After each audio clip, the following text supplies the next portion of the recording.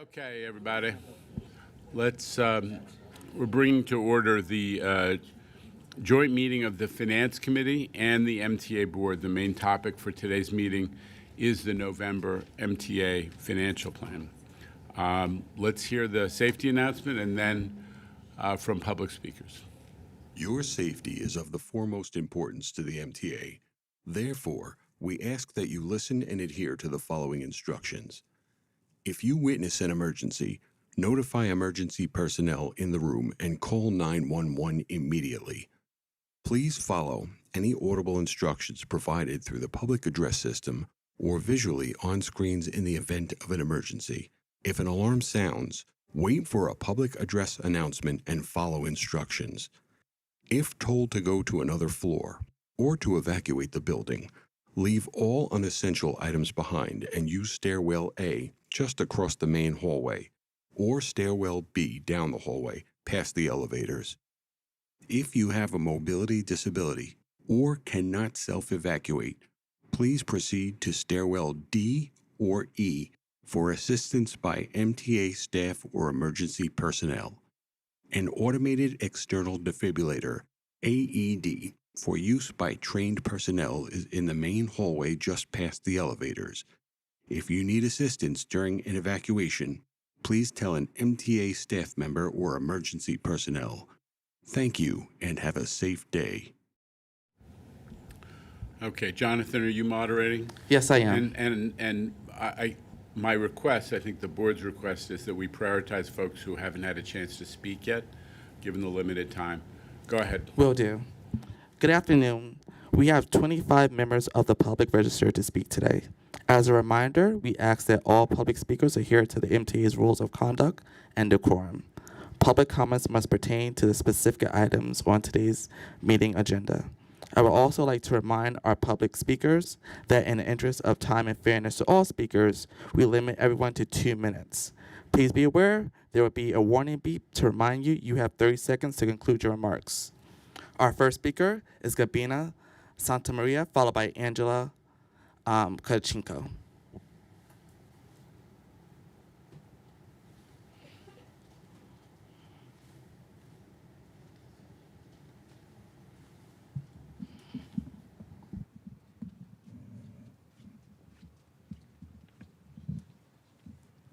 Thank you. Hi, everyone. My name is Gavina Santamaria. I hope everybody is well because we need to work. I'm representing Staten Island today. Hopefully you listen, and please, we really, really need your help. Okay? So I'm here to talk about the problems with Omni cars. I take the bus every day, like all New Yorkers. Before I continue, I'd like to ask a question. Anybody ride the subway here? Can you please raise your hand? One person, 3. Okay, let me continue. We basically, I'm sorry? So, yeah.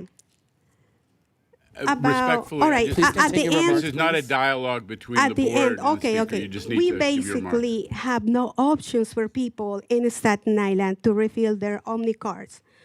Omni cars is built for subway riders, and this is unfair to bus riders. We do not have subways in Staten Island.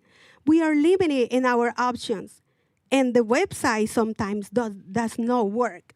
And refilling a car online is simply not an option for everyone. The MTA needs to better support community members in this process. We cannot just remove metro cars without providing support for people who transition to Omni cars.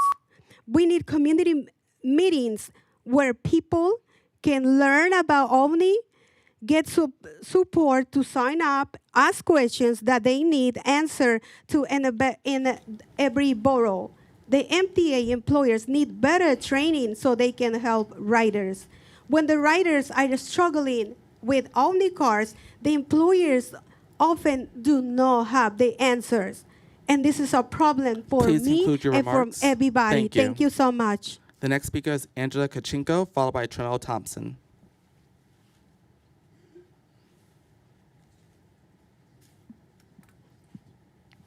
Hello, everyone.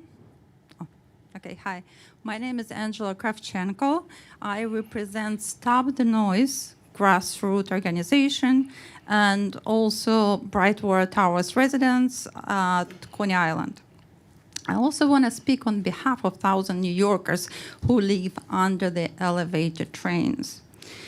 Noise level in our apartment exceeds 100 decibels. That's more than 45 decibels recommended by local law 113. Despite the truck lubrication and rail replacement, the noise is still there. Elevated structures without acoustic barriers do not reduce noise. 20 years ago, MTA invested $31 million in art installation called Wave Wall. That's a West 8 New York aquarium. Sorry. The art aged, but community still suffers from noise, lead paint falling off, and objects falling off the platform. So we would try to ask you, we would like to ask you to retrofit or replace aging installation with acoustic enclosure. MTA already invested in this project, so we ask you to be a good neighbor and take a look at our problem and see what could be done in reducing noise, isolating the toxic lead paint that is chipping off, and create a barrier removing the objects fallen from the platform. Thank you so much. The next speaker is Tremel Thompson, followed by David Kupferberg. Good morning, Chairman Lieber. I want to ask you to be fair, F-A-R-E. As you know, I'm not an employee. I have to buy a regular Omni card, Metro card, and I just can't wrap my head around the 7-day unlimited. Would it be 7 days times 4 is 28 days? There's only 1 month with 28 days. There's 4 months with 30 days. There's 7 months with 31 days. The $132 right now to currently buy a fully unlimited Metro card. What I'm asking you is, can you please develop an unlimited monthly Metro card? You're rewarding the least amount, the people who ride the system the least, and throwing to the curb the people who ride the system a lot. I guess that was the purpose for the original unlimited monthly Metro card. Can you please bring back the original or a monthly version of the Omni? The second thing I want to ask you is to be fair again, this time F-A-I-R. Labor relations and OHS is 2 of the worst departments in this agency. And I'm speaking as a vice president regarding that. In labor relations, we have 427 backed up grievances to make employees whole. We're talking about back pay. We're talking about old vacation, old sick time. 427. There's no backed up discipline. Just recently, this year, labor relations gave me a tape with material evidence edited. I asked labor relations over and over again, can you please provide me the tape? They said no. I did a FOIA request. 6 weeks later, I get an unedited tape, right? And this is for employee discipline. Labor relations and OHS, I don't have no idea what they're doing in this agency, but I know that you have the purview of labor relations up under you. Let's set up a meeting so I can show you exactly what I'm talking about, because I want to actually have a productive relationship. And when communication breaks down, that's why I do what I do. Let's keep communication open, and I promise we conclude will your have a better remarks. relationship. Thank you. The next speaker is David Kupferberg, followed by Jason Anthony. Good afternoon. My name is David Kupferberg, member Passengers United. Remember that the goals of the bus network redesigns are to close service gaps, expand service to transit deserts, and do both without negatively impacting the core network. For example, there are currently 2 service gaps in southwestern Brooklyn, on Fort Hamilton Parkway between 37th Street and 56th Street, and on 13th Avenue between 57th Street and Bay Ridge Avenue. Until 1937, there was no bridge via 13th Avenue over the entry between 62nd Street and 63rd Street. Service was routed based on this constraint. But when the bridge was complete, the routes were never changed because the solution would not be simple. The B16 could be streamlined to become a true Fort Hamilton Parkway route, but there are many small businesses and places of worship on and near 13th Avenue. A new service would have to be provided. Bay Ridge Avenue service could then be linked to the B2 via 65th Street and the B64 streamlined to serve Brooklyn VA Hospital and the neighborhood of Fort Hamilton. Yes, there is currently bus service via 60th Street and, of course, the N train nearby. Although there is plenty of capacity, the N train generally serves Manhattan and Coney Island riders. Besides, if the claim that there are duplicative services in Manhattan is valid, most of their north-south services would have to be discontinued. Another example is the B103 between Canarsie and downtown Brooklyn.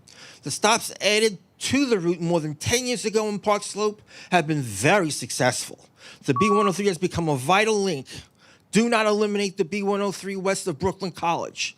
Instead of the proposed B81, send the B103 via Red Hook to the Brooklyn Cruise Terminal and extend the B37 via Livingston Street via Livingston Street to downtown Brooklyn.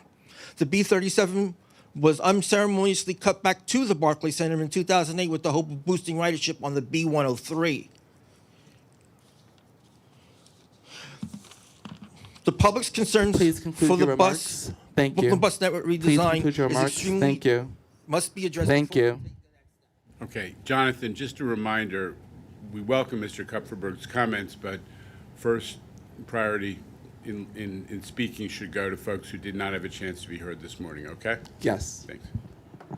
The next speaker is Jason Anthony, followed by Mike Howard. Jason Anthony was heard this morning. He's very much a well-known member of the extended family, but first, let's hear from people who have not had a chance to speak today. Okay. The next speaker will be Mike Howard.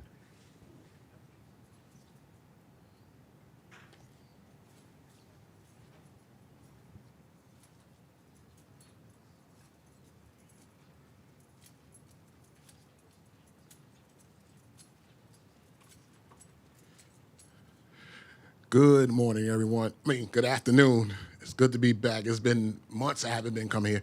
Anyway, here's my story for today, my topic. My opinion about the Queens bus redesign. There's some routes I like, and some routes I dislike. Like the Lefferts Boulevard corridor. Needs to be switched. Q10 Rush should keep going south of Rockaway Boulevard as a Lefferts Boulevard extension, while the Q80 local should go east of Rockaway Boulevard, where the Q10 Rush currently runs through right now. Picketing 207th Street yards need to swap their R179s, which is car 32382 to 3327, need to swap from there to Jamaica Yards for me to see it on the E, F, and R line again. And y'all need to swap the 3000 series of the R211As from there to Coney Island Yards for the B, G, and also the weekend service for the D and Q lines. Because when the B's not running on the weekends with the R211As, y'all need to put those on the Q line and the D. You know what I mean? So what I'm saying is y'all need to keep, it's best for picking in 207th Street, keep the 4000 series of the R211As. Please conclude your remarks. Thank you. The next speaker is Rachel Foss, followed by Brian Fitch. Good afternoon. My name is Rachel Foss. I'm the Senior Policy Advisor for reInvent Albany. We advocate for more transparent and accountable New York government. In the coming weeks, Governor Hochul must decide whether to sign or veto legislation that would take away the MTA's ability to make decisions about how to best deploy its train operators. We believe this is an easy choice. The governor must veto this bill. We think train operations should be left to you, the MTA board and management, working together with labor. Unfortunately, our state legislators have reached way too far into micromanaging the MTA by passing this misguided and outdated legislation that, as the New York Daily News editorial board noted, has been rattling around the Capitol for 30 years. An important new report by NYU Marin Institute's Transit Costs Project found that less than 6% of the world's biggest 400 transit lines use 2 or more train operators. Of the 94% that use 1 or fewer, many are completely automated, like the JFK Air Train, and the trend globally is clearly toward automation as modern signal systems are installed. Reinvent Albany agrees with the experts at the Marion Center, and we and others like Citizens Budget Commission, Regional Plan Association, the Partnership for New York City, and the Daily News have asked Governor Hochul to veto the bill. We oppose it because it will do nothing to improve service and instead add costs that will be paid for by the riders.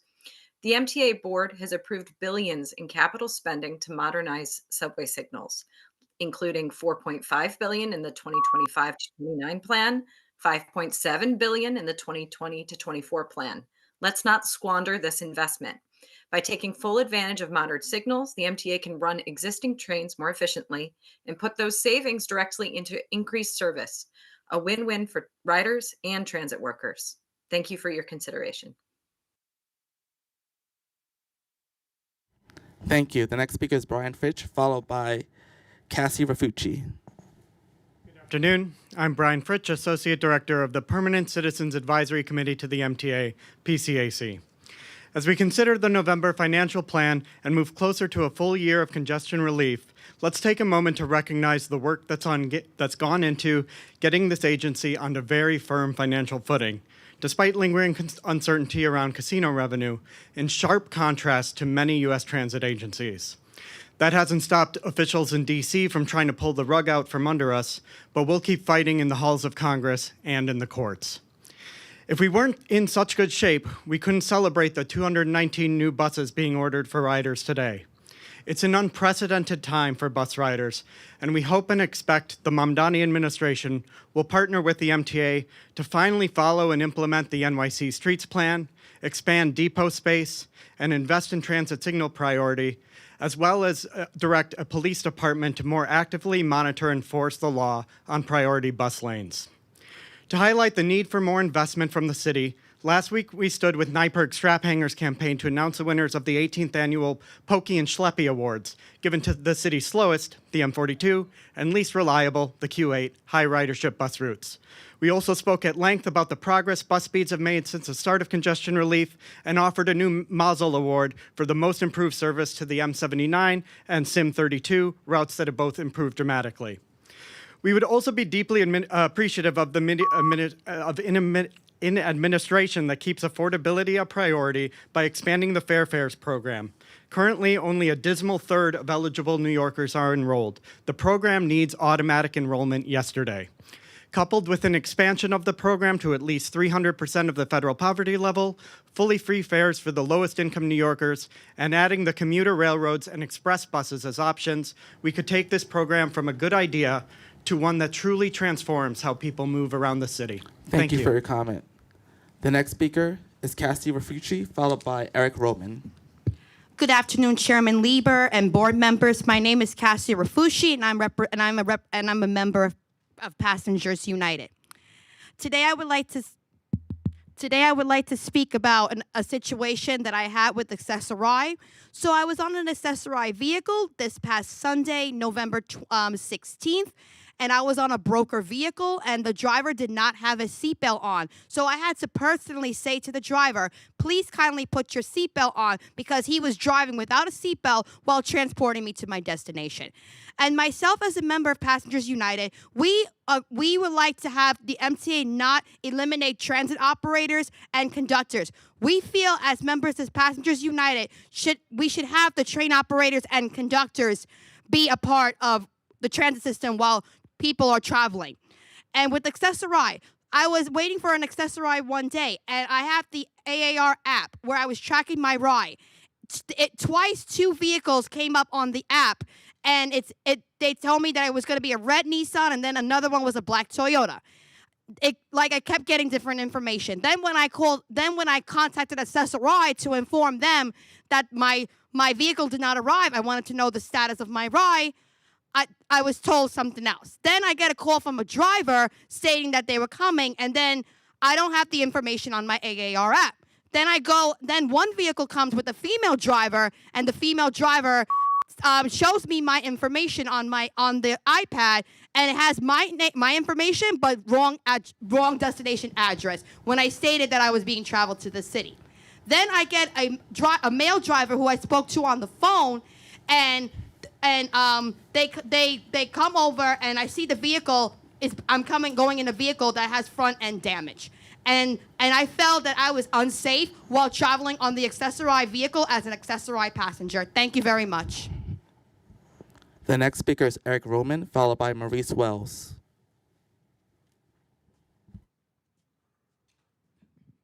Good morning, board members.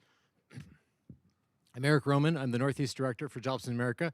I don't have any advice to offer you today about bus lines or how to improve Access-a-Ride. I do have some important suggestions and information to share about how we make sure that your investments in improving our transit system and upgrading the rail fleet for both the subway cars and commuter rail cars can also create good jobs.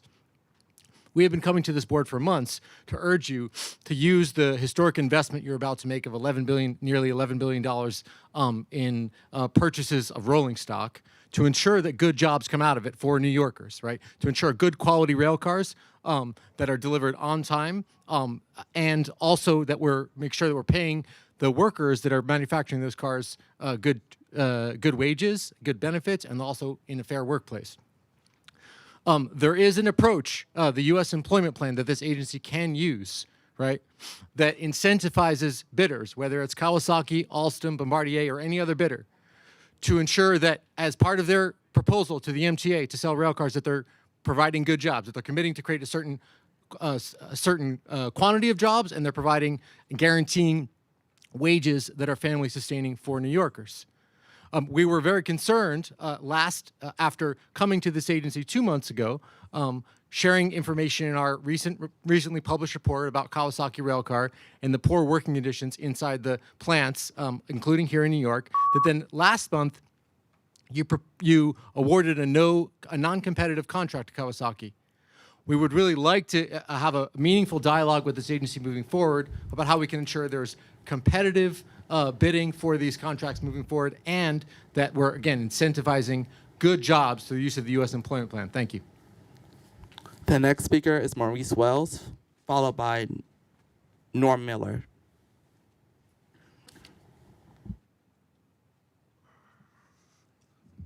Good afternoon. There should be two-person crews on subway trains. As a retired conductor, I know how important conductors are to the operation of train service. Conductors observe the platform when trains are leaving the station. If a person falls near the edge of the platform when the train is leaving the station, conductors can pull the emergency brake valve. A train operator has enough responsibility of trying to operate a train and also trying to operate doors. A train operator cannot observe the platform and also operate the train when leaving the station. Also, if a train has to be evacuated, it is very hard for one person to evacuate a whole train. With the conductor on the train, the conductor can help with the evacuation. Also, when I worked as a conductor, I would work the overnight tour. Most of the passengers would ride in the conductor's car, of course, that's where they felt the safest. All these so-called experts who do not know how important the conductor is to the operation of the train.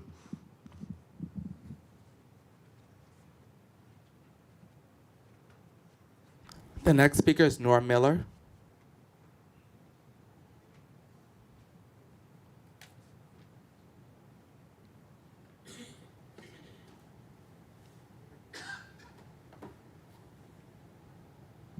I'm with the New York Public Interest Research Group. Yes, I'm here today to talk about the interlining. I feel like the interlining is very beneficial. It helps subway service move faster, reliable, free of delays and any congestion. It's amazing that you guys are taking a step forward in the interlining the F and M lines between Manhattan and Queens, but also look into the IRT Eastern Parkway subway line in Brooklyn, which is served by the 2, 3, 4, and 5 lines. Okay, because over 90,000 passengers are served along that corridor on a daily basis, and and with over at least 1,000 delays overall, the IRT Eastern Parkway line needs to be fixed, and it needs to be de-interlined with the 2 and 3 going to Flatbush, or maybe the two and the new number 8 subway line going to Flatbush, and the 4 and 5 to Utica in new lots, and with either the free 3 or the new number 8 line still having its connections to the IRT New Lots Avenue line to and from New Lots Avenue. New Lots Avenue. Thank you for your time. The next speaker is Carson Carter, followed by Matt McMillan.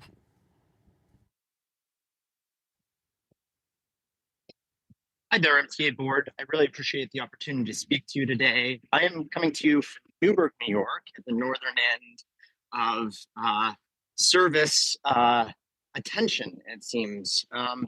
We have been coming to you for months about our MTA ferry service across the Beacon, across the Hudson, connecting Newburgh and Beacon, asking you to restore this service. We're going to be having thousands of units coming online, housing units, over the next 3 years in both municipalities, with really no advancement for the West Shore in commuter service. We've actually been stepping backwards this year.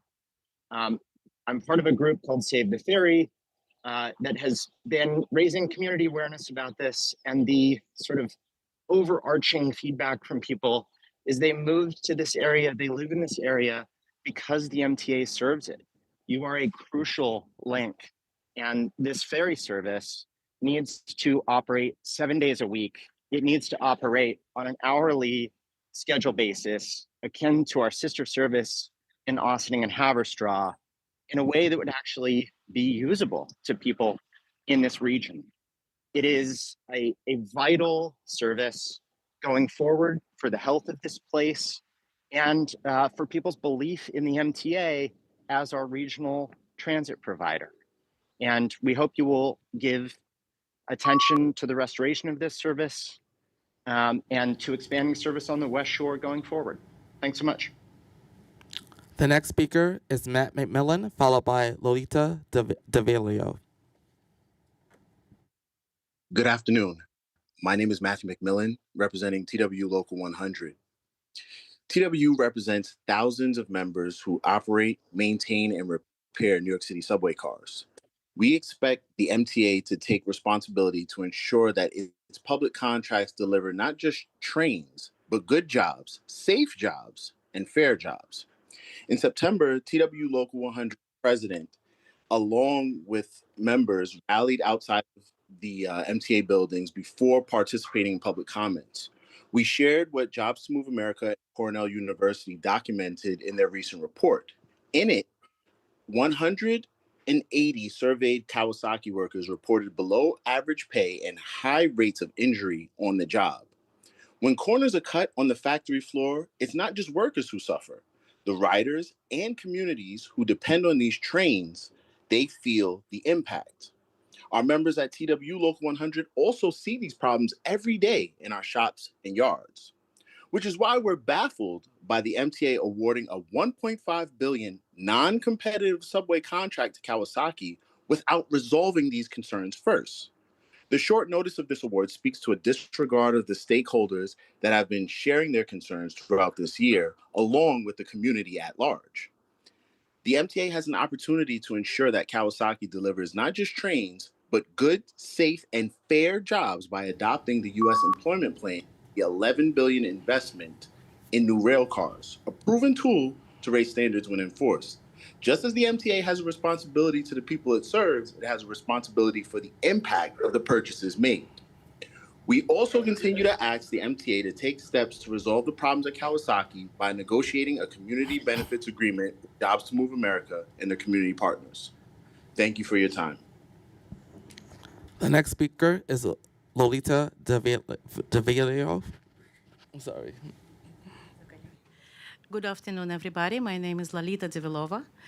I'm here today because of our community has lived with unacceptable and entirely preventable danger at our local West 8 subway station for nearly 20 years, ever since it has been reconstructed. The station's low fence design has turned it into a platform for vandals who hurl objects into pedestrians and cars below. And those are not small objects. These are pieces of cement, gallons of milk, motor oil canisters, filled glass and plastic water bottles, and even construction cones. People have been hit, cars have been smashed, families have walking under the station have been put at risk for 2 decades. We have submitted a long trail of complaints to MTA. We attach police reports, photos of damaged vehicles, photos of the objects thrown, video recordings, and eyewitness accounts. The situation has been so severe that local newspapers and TV stations have covered it, underscoring the urgent need for action. There is only one solution. The upper platform fence needs to be elevated for at least 1 car length. MTA appraisal put that limited fix at $2 million and then left it out of capital budget. A $2 million price tag for one small segment of the fencing simply defies common sense. And while the debate continues, the community remains exposed. We are told that the station is artwork designation, is delaying safety improvements. Let me be clear.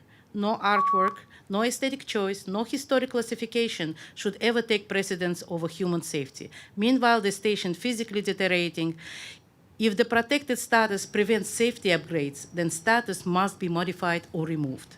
Our elected officials and community board are helping, and transit police, but engagement alone won't stop next cement chunk from being thrown into passerby.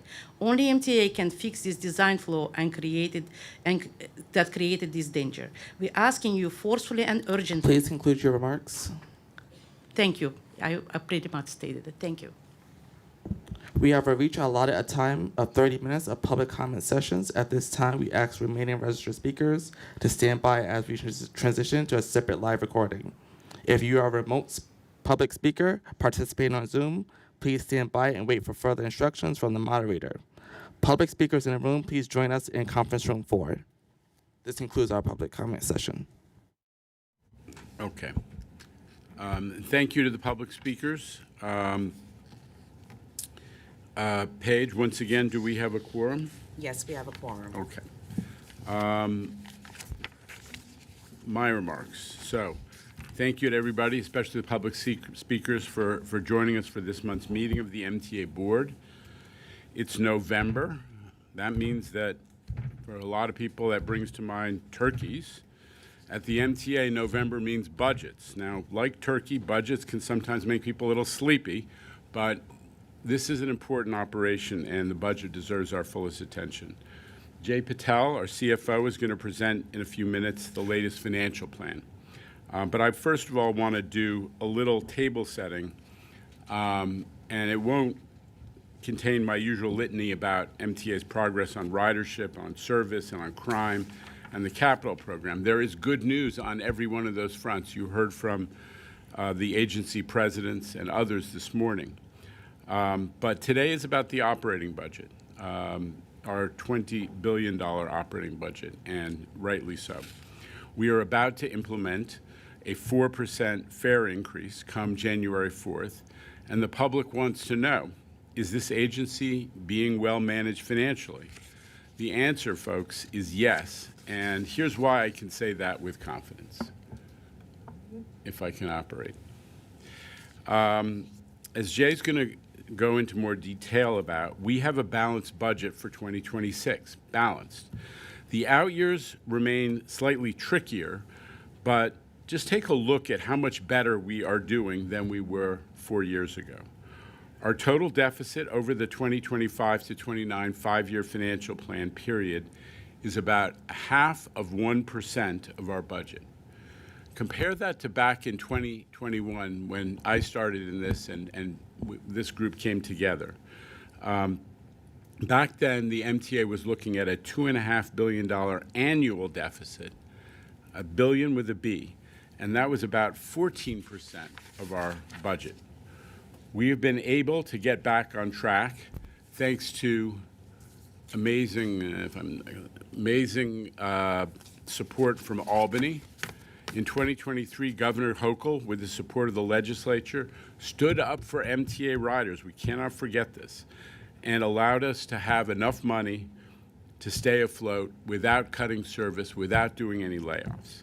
Thanks to the governor, the MTA is not, and we are alone among major U.S. transit agencies, we are not grappling with 20% fare increases like NJT or SEPTA, and we're not facing the huge service cuts being contemplated in Chicago, in San Francisco, and in Philadelphia. But another major factor in this agency's fiscal stability has been the cost savings that we've achieved in recent years. Now, that cost savings was a condition of the 2023 budget deal, but it was originally proposed by us because we knew we needed to be part of the solution as well as going to the legislature. And we committed to come up with a $400 million package of efficiencies in a single, in a two-year period.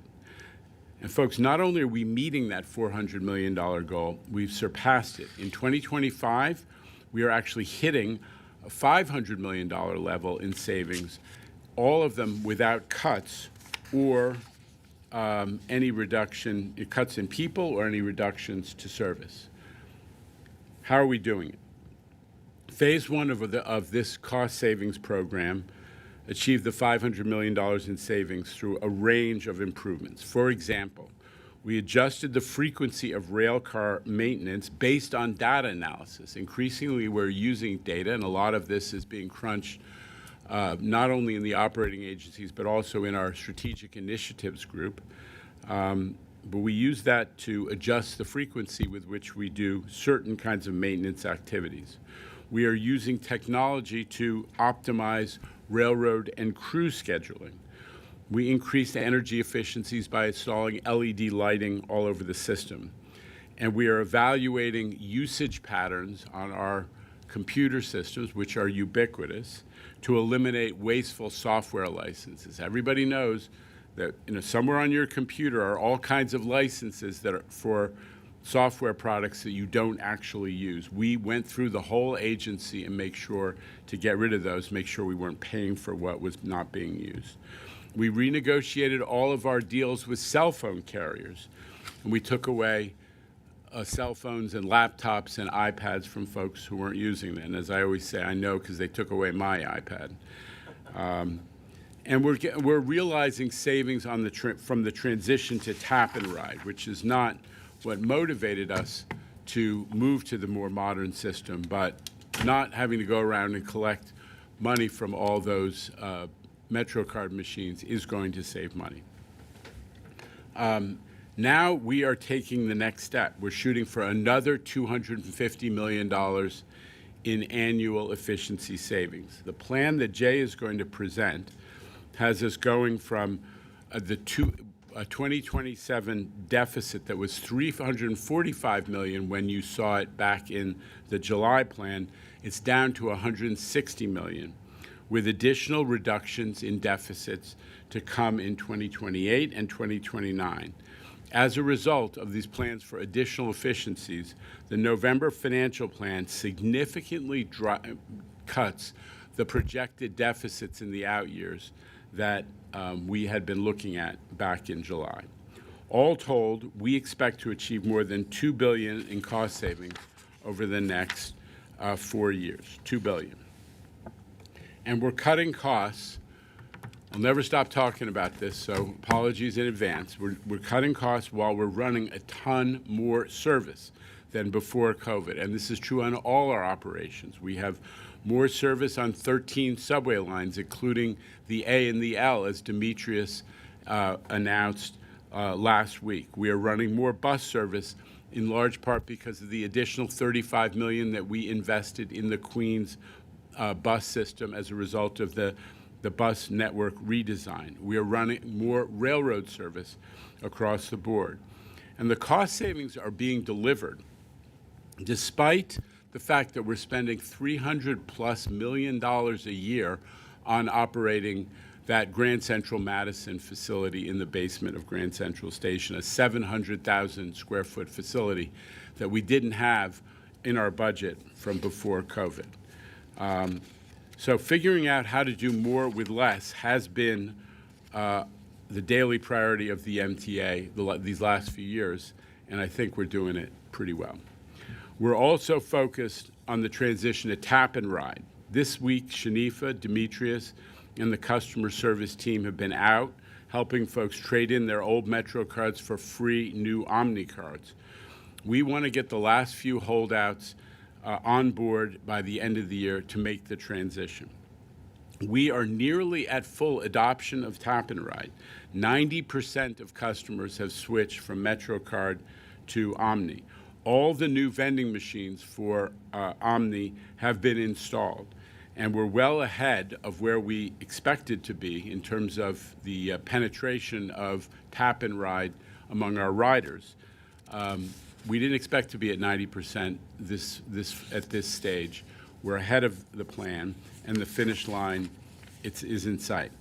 Now, this transition is going to bring us into line with all the other major systems around the world, which use the digital approach rather than tokens or even the MetroCard system.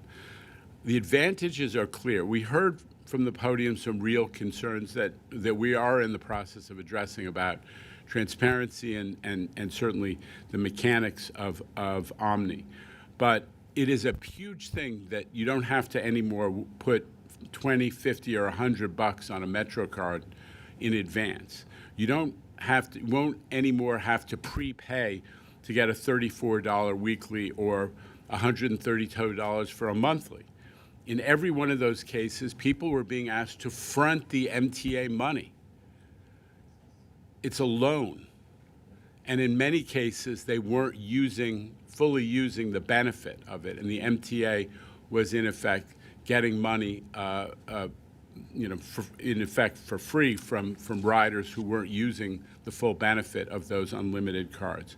And there's an equity issue also that the unlimited should not be available only to people who can shell out money up front.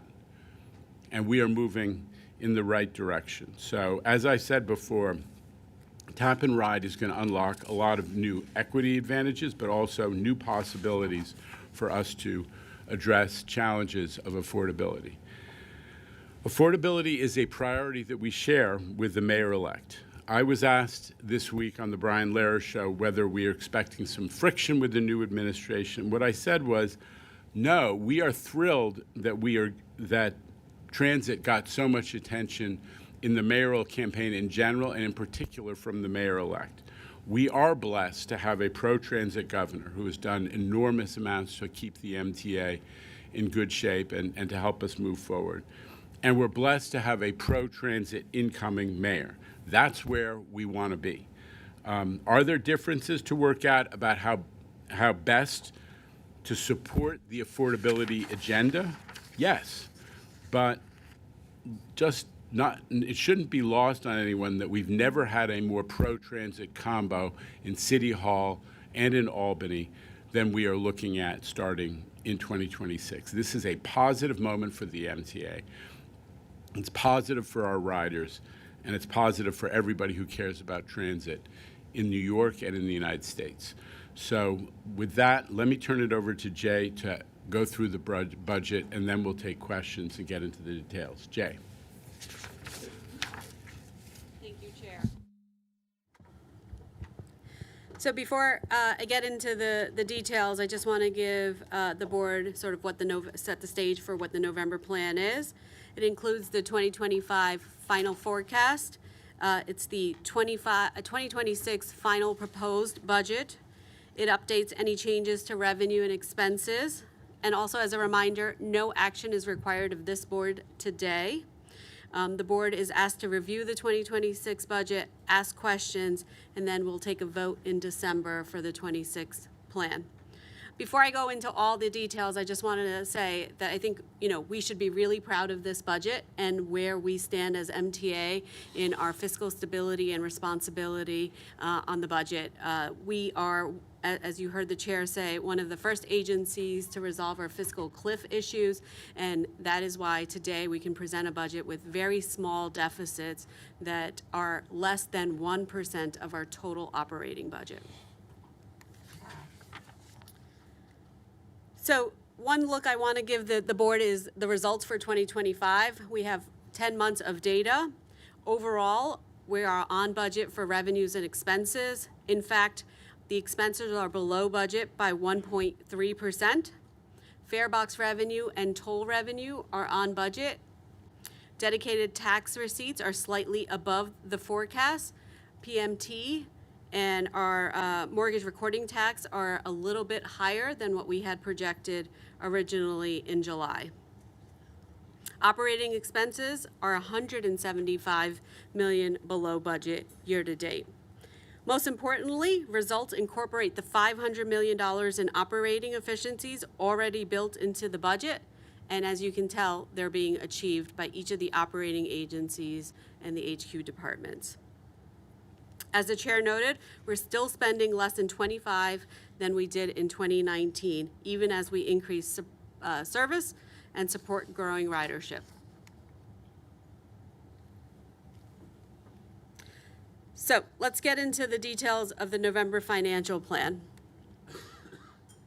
As a reminder, the July financial plan forecasted deficits that started in 2027.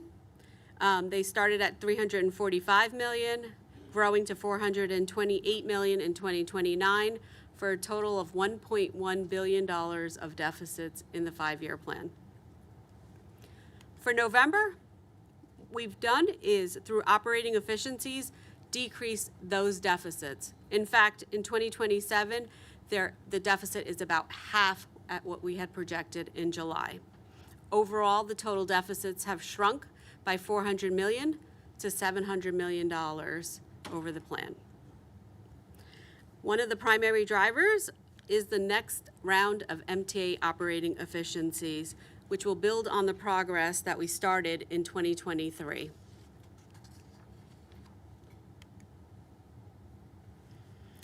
So what's driving the reduction in the deficit? First, we're working hard to reduce expenses in the areas we can control. In a moment, I'll speak more about the next round of operating efficiencies. But first, I wanted to go into some of the things that we're seeing of cost drivers. Across the industry, not just the MTA, we're starting to see that tort lawsuit awards are higher, which increases our claims budget line item. We're also seeing additional funding requirements for pension obligations based on actuary assessments. And as we invest in new capital assets to modernize our system, we also need money to maintain those sophisticated technology-enabled equipment. So we're seeing some of those expenses starting to build into the budget. For example, as we install elevators, escalators, they need to be maintained by in-house forces, so we need to add some of those costs to the budget. One item that I want to also highlight, through the debt financing team, we're also saving on debt service as we refinance and lower our financing cost. Now let's turn to a little bit on what's driving the changes for the operating side. Since COVID, we've launched our 2023 efficiency program, which ramps up to $500 million, which are recurring in 2025. We're now aiming higher. The next round of operating efficiencies, totaling an additional $675 million over the next 4 years, will be tougher and will take longer to realize. Agencies are taking immediate steps for next year, which include $75 million in near-term efficiencies, which will be delivered in 2026. I've highlighted some of the initiatives here. The one that I will talk about is for Metro North. They're decreasing spending on materials by leveraging AI to forecast new materials and supplies for just-in-time delivery. In parallel, they're developing multi-year projects that will require planning and, in some cases, upfront investment. By 2029, we are targeting an additional $250 million in new annual operating efficiencies on top of the $500 million already built into the budget.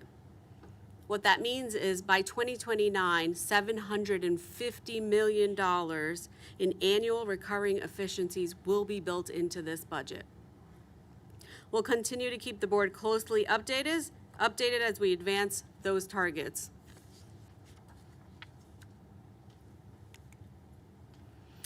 Through sustained cost containment efforts, the MTA has kept real costs below 2019 levels, even while expanding service, launching new initiatives like Fare Evasion Reduction Program, GCM, and other increases in service.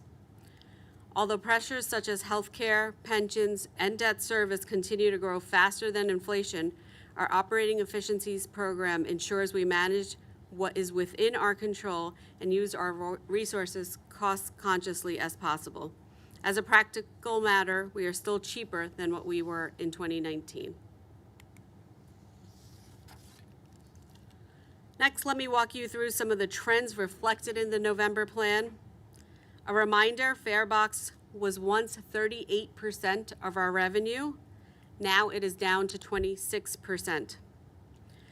We continue to project steady growth across the system, reaching within $220 million of pre-pandemic levels by 2029 for Farebox revenue.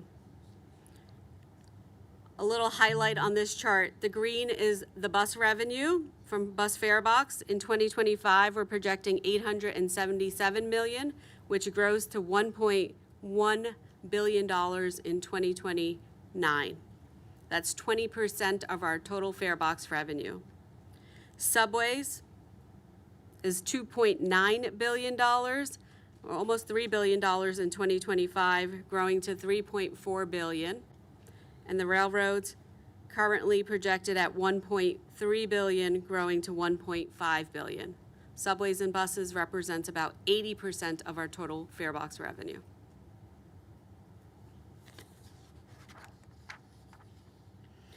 A major source of revenue for the MTA comes from real estate taxes, including the mortgage recording tax. This is not a new chart, but we want to make sure that everybody realizes that mortgage recording tax at a high of in 2022 has dropped in 23 and 24, but is slightly being projected to increase to its 10-year average by 2029. This is not inflation adjusted, right? No, these are real dollars. In real dollars, the MTA has lost growth in this revenue source. These revenues are volatile. The trend is moving, however, the trend is moving in the right direction, and we'll continue to monitor this closely as the market's conditions improve. This is an overall picture of total revenues for MTA. Looking across the dedicated taxes and subsidies, we're projecting steady revenue growth over the plan period. As a result, we expect revenues to keep broadly in line with the pace of our expense growth. This outlook reflects growth in all the major categories: tolls, Farebox revenue, and subsidies and other revenue. Together, these revenue streams form the foundation of a stable financial plan over the forecast period. To close the financial overview, these pie charts break down the 2026 final proposed budget, which is $21.3 billion by sources and uses. Over 1/3 of our funding comes from fares and tolls, with the balance coming primarily from dedicated taxes and subsidies, as well as other funding sources, city and New York City and CDOT. On the expense side, labor remains our largest cost, accounting for roughly 70% of the budget when excluding debt service, which is attributable to capital funding. On the next slide, let me take you through some of the key assumptions built into the plan and some of the risks we are monitoring. This plan maintains the discipline framework set out in July, including modest recurring fare and toll increases scheduled in 27 and 29. It also takes a very conservative approach to the FEMA COVID claim revenues that we are expecting of $600 million in revenue. Previously, if you recall, in 2025 and 2026, we had assumed $300 million each year for the COVID federal relief dollars. What this plan does is take that money and reallocate it on a 3-year basis for $200 million each year. We're also expecting casino licenses to be awarded by the end of 2025, which generate roughly or up to 3 $500 million licenses over a 3-year period. We've projected the award of the license for 26, 27, and 28. So we've built the budget on $500 million in each of those years, with 28 seeing the first tax receipts from the casinos. So we've taken a very conservative approach with the casino money. This plan also assumes the state will extend the paratransit cost-sharing legislation so that the city's reimbursement can continue to be at the enhanced level. A reminder, the paratransit funding is at a cost sharing of 80% or 50% plus $165 million of a cap. It runs through June 30th, 2027, and then it would fall to a 50% cost share from the city and the MTA. Our financial plan assumes 80% reimbursement from the city on a continual basis after the legislation expires. And then on the last, we remain committed to strengthening our operating efficiencies program, sustaining at least $500 million in annual savings, and building on those cost gains over time to an additional $250 million, delivering a total annual savings of $750 million by 2029. Risk.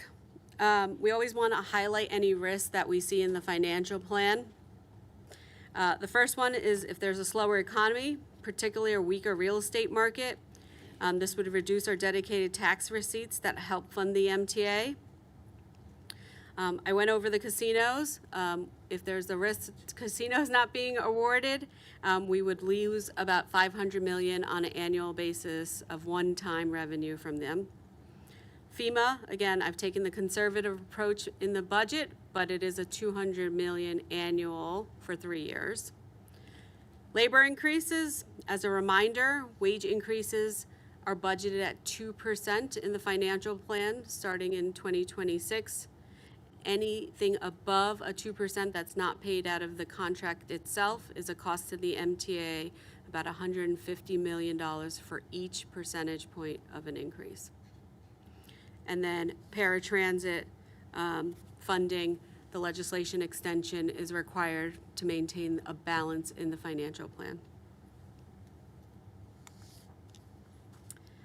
So allow me to conclude with a brief summary. The MTA's financial condition is strong and we remain balanced for next year. And you don't have to take my word for it. Our credit ratings have upgraded us based on improved financial performance. This is a remarkable turnaround just from a few years ago when we were staring down the COVID fiscal cliff. With the critical support of the governor, the state legislature, and this board, the organization has rebounded, setting new ridership records, improving reliability, and expanding the network to serve more New Yorkers. We still have work ahead. Rising costs in areas largely outside of our control continue to put pressure on the operating budget. But we faced similar challenges before. We have delivered $500 million in recurring efficiencies in recent years, and I'm confident in this plan, in this team, in our ability to continue to improve service while managing costs and keeping fares affordable. I'm happy to take questions from this board. Thank you. Thank you, Jay, and thank you to your team for a ton of work that went into bringing us this budget that you've just described. Just a tip of the hat to the operating agencies who have borne the burden of the efficiency effort to date and who have delivered on that. And the three gentlemen sitting down that end and Kathy sitting down the end on the right have done yeoman's work in making sure that we can hit the $500 million number, and they've already begun to plan for how we're going to capture the next $250 million in annual savings. So that is their work and their team's work. So tip of the hat to them on that. I'll take questions and comments and on the financial plan. Remember, this is a presentation so that you have weeks to chew on this and raise questions, and all of which ends with more discussion and then a vote in December. So we don't need to resolve anything now, but happy to take questions. Ms. Midori, Valdivia, then Mr. Zuckerman.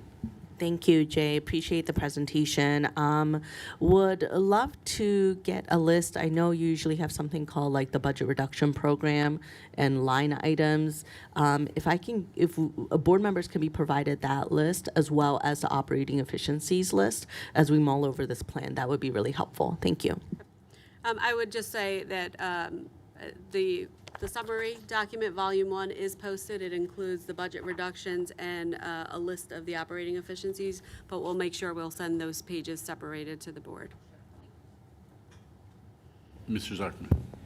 Thank you, Mr. Chair. Three things I'd like to say. First of all, well done to our new CFO. This is the right person for leadership at this moment. You can tell that by we're staying balanced. That's an essential part of not only what we're obliged to do, but what is necessary for the future, so well done. The second is I think you're doing the right things. You're focused on what we can affect. You've been creative in making things happen, and you've been forward-looking. I think those bogeys, those deficits, since I've been on this board for over a decade, are always a couple of years out, except with the one exception that last year we had 5 years of a balanced budget, but I think being attentive to that future is essential. I think we're sound budgeters and forecasters. Thirdly, let me tee up two cautions about this budget. I'll break into two areas. One of the things that we can control and of the things we cannot control. So the things we can control, we've got two things.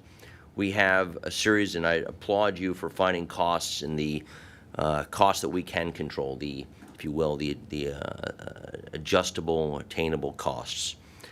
That's a real small portion of our budget, what we actually can control. We have an enormous amount of the budget we can't change. We have labor agreements, we have fixed utilities. There's a lot we can't control. So at some point, and I've been saying this for a long time, so maybe it'll never happen, but at some point you go from fat to muscle to bone, and I don't know where we are.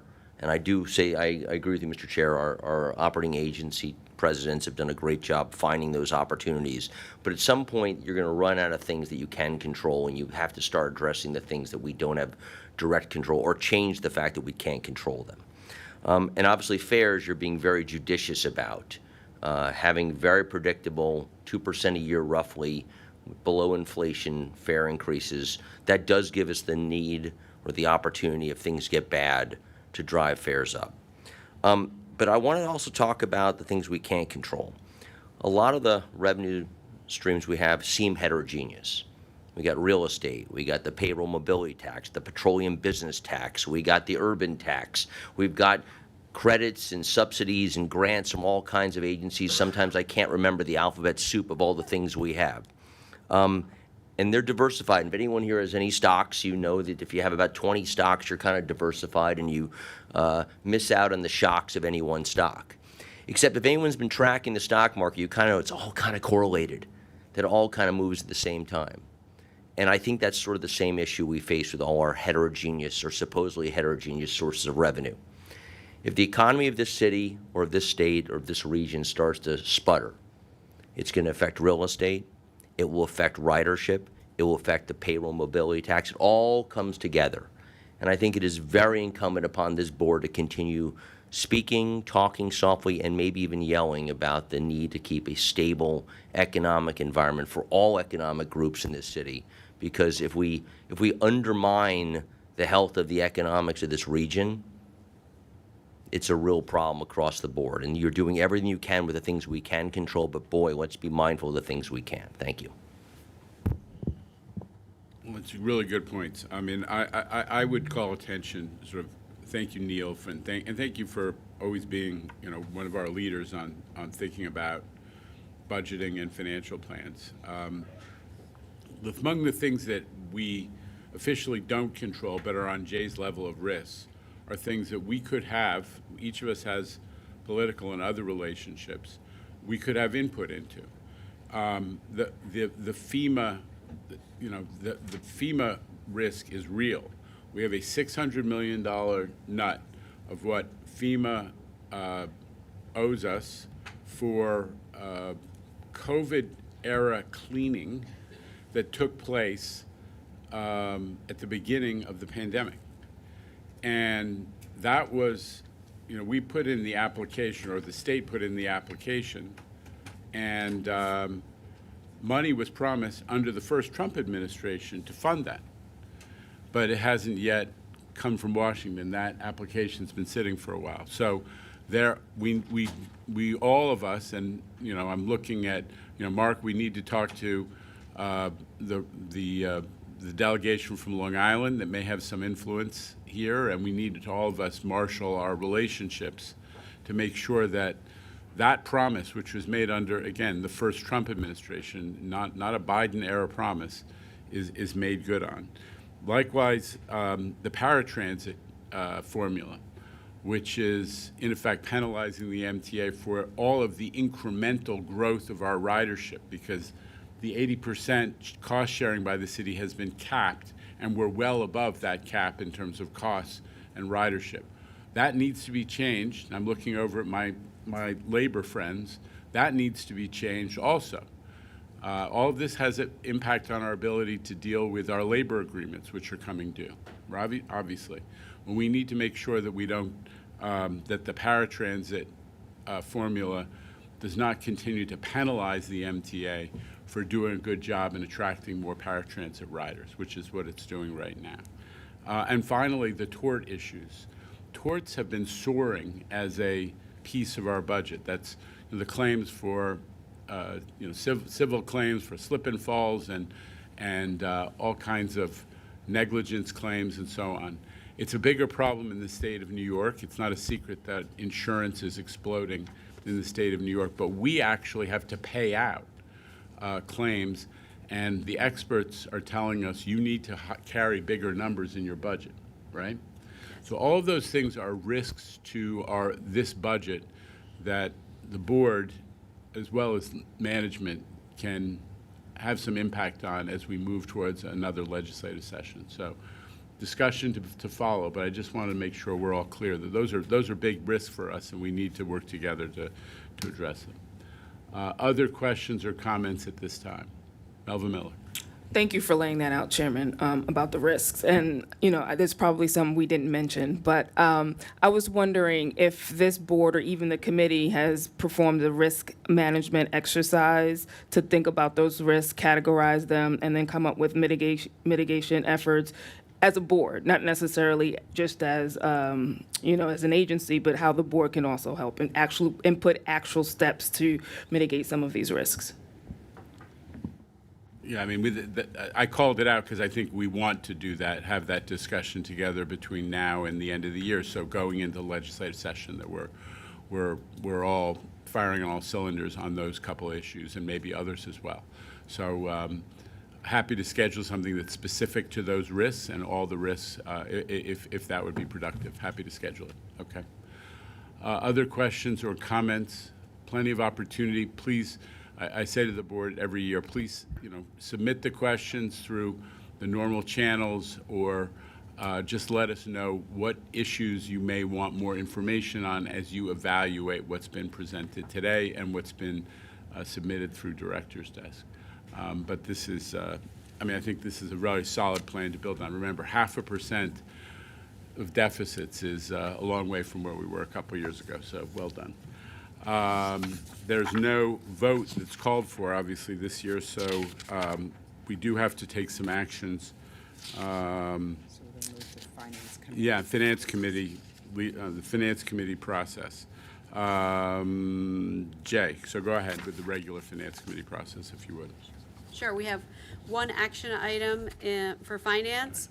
It's the CRZ bond resolution. Finance, we're seeking approval of the proposed congestion relief zone toll revenue obligation resolution. Approval of a bond resolution is a three-step process, and today's approval is the final step required by law. Last month, the TBTA Board approved submitting this resolution to the Capital Program Review Board, and the CPRB approved it earlier this month. We are now returning to the board for final approval.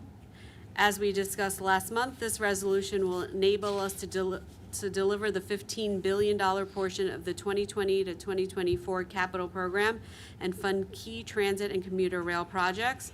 We will rely on a mix of PAYGO and bond financing from the congestion relief zone notes, and bonds are essential to making this funding possible. In summary, we recommend that the board approve the CRZ resolution to maintain the momentum of funding critical transit and commuter rail investments supported by those revenues. Okay. I'll make the motion. May I have a second? Thank you, Ms. Mahaltzis. All in favor of the bond resolution? Any opposition or abstention? Okay, the motion carries. Thank you. Resolution is approved. Jay, go ahead with additional Finance Committee information items. Sure, we have a couple of informational items. In the Finance Committee book, you'll find the proposed 2026 work plan, as well as the Finance Committee charter. A couple of transaction updates. We executed on October 28th, 2025. We issued $230 million of TBTA second subordinate revenue bond anticipation notes. It was a yield of 2.6% and a final maturity of May 15, 2026. Also, we have upcoming, TBTA is expecting to issue up to $800 million of payroll mobility tax bond anticipation notes between now and early next year to finance transit and commuter projects. That's the only information. Did the rate reflect the recent rating improvement? It was a little bit lower. Yeah, that's the good news. Is you get a rating improvement, you pay less interest, right? Yeah. I'm looking at your colleagues on the bench there, yeah? The upgrades, technically the upgrades were on transportation revenue bonds. The notes were sold on a different credit. So it's not directly impacted by the rating upgrades we received over the summer. But some of the refunding savings that were part of this budget and the financial plan were transportation revenue bonds, were result of the transportation revenue refunding transaction, and that refunding definitely benefited from the upgrades. Our exhausted board happy for a moment. Okay. Anything else? Nothing else, Jay? Okay. Procurements to Lizette Camillo. Thank you. Excuse me, there are 3 MTA headquarter procurement items this month. The first item is a request that the board approve the award of a competitively negotiated personal services retainer contract to a pool of 17 consulting firms to provide as-needed technical and management consulting services in support of MTA's Enterprise Asset Management Program. Each contract will be established on a $0 basis with individual work assignments or tasks to be issued through a mini RFP process conducted among some or all of the selected firms. The contract term is 7 years with 3 one-year options. It is also requested that the board authorize the MTA Deputy Chief Procurement Officer to approve the exercise of the 3 options pending availability of funding. Our EAM program uses detailed information that is collected about all of our assets to make more informed, transparent, and data-driven decisions to optimize resources and lower the cost of maintaining system performance. The cost of these contractual services will be to improve on the foundations that have been established. By managing assets uniformly across the agencies, the MTA can, through common business practices, economies of scale, and data sharing, improve asset utilization and performance, reduce asset-related operating costs, reduce costs, and optimize scheduled work. The total estimated value of the contract is $135 million. The second item is a request that the board approve an 8-month extension of the miscellaneous service contract awarded to Automotive Rentals, Inc. for fleet management services. through August 2026 and add funding in the amount of $15.7 million. The requested funding and extension are necessary to ensure the continuation of the Fleet Maintenance Services Program while a replacement contract is awarded that has already been solicited. Fleet management services provided under this contract include routine maintenance and repair services for light, medium, and heavy-duty non-revenue vehicles. This is critical in continuing operations of MTA's fleet of 3,200-plus vehicles. The third and final item for the board to approve the modification of the miscellaneous service contract awarded to Cubic Transportation Systems for the new fare payment system Omni in order to procure 30 customer service point-of-sale devices. These devices are used for both direct customer service and internal operations to process Omni transactions for customers like enrolling in reduced fare customers, selling and reloading Omni cards, and account management. These devices will be deployed at customer service centers, at our walk-in center, or on mobile sales fleet. The devices will support increased station operations and customer service efforts related to the transition of remaining MetroCard customers to Omni and to support the opening of the new customer service centers. The base contract, the base contract called for a fixed number of point-of-sale terminals and provided for the fixed unit pricing for additional devices. The total estimated cost for this modification is $1.4 million. I move that this is all of the. Okay. Any questions, comments? I'm just going to say non-revenue vehicles are expensive, part of our budget. The new procurement that's underway, we're trying, what you're proposing, it would extend the current services to allow us to complete the procurement. But the new procurement is going to try to squeeze down what we're spending on this. Would you explain that to the board? So yes, we are soliciting a new RFP that covers all of our service needs. And one of the areas where we're going to negotiate and make sure to evaluate all of the vendors is on the costs offered to provide these services. A lot of negotiation will go in thereafter to really to be very cost conscious of how we pay this current vendor and the network of auto body repair shops or auto shops across the territory. This is one of the areas where we're going to try to save some money. I mean, I'm looking down at my friends down the end. Our non-revenue fleets are very expensive, and other agencies, including the City of New York, have made progress in reducing costs, and we're trying to do the same. Midori Valdivia. Thank you. Lisette, I would like to understand more. So this is a continuation of a contract. I noticed that the vendor is in New Jersey and would love to continue economic investment and development here. So are there any requirements as to the next procurement contract around like location? No, we can't. Shouldn't there be? Given Actually, we have to open up procurements for the market. Yeah.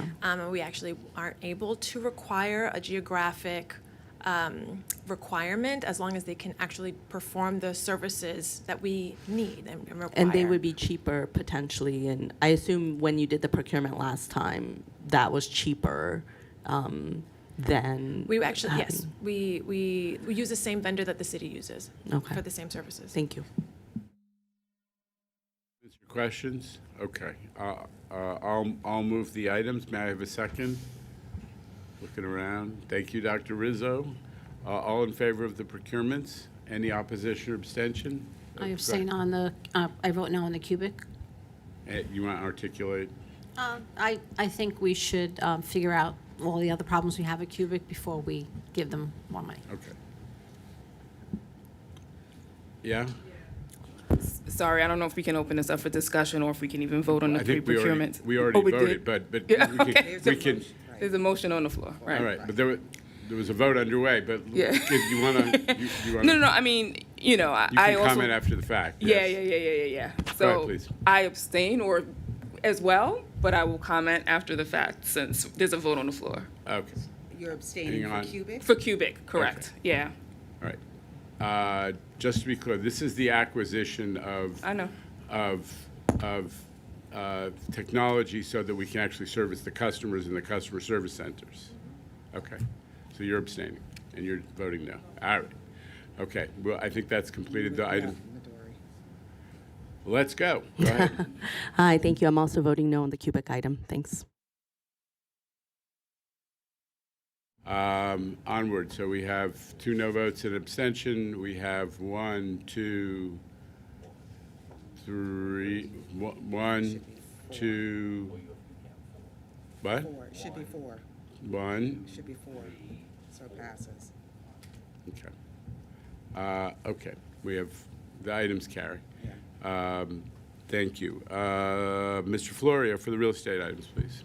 Thank you, Mr. Chairman. Real estate has 1 administrative action item, and we have 6 transactional action items, one of which is for transit-oriented development.